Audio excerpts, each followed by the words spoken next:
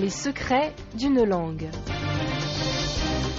Quoi de plus courant et de plus utilisé dans le monde que l'expression « mettre la table », préparer l'endroit où l'on va manger en fonction du nombre de personnes, disposer tout ce qui est nécessaire au repas, assiettes, verres, fourchettes, etc., etc.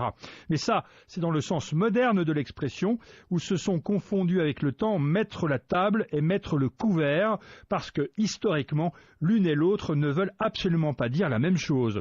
Le mot table vient en fait du latin tabula, c'est-à-dire une planche, et au Moyen-Âge, mettre la table était à prendre au sens propre de dresser une planche de bois sur des tréteaux.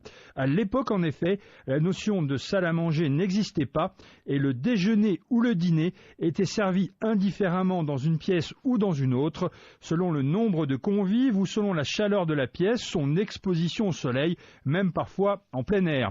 On la dressait donc plusieurs fois par jour et quand le repas était terminé, il suffisait de tout démonter pour que l'endroit retrouve son autre fonction. Illustration littéraire extraite des célèbres lettres que la marquise de Sévigné a écrites pendant près de 40 ans au milieu du XVIIe siècle.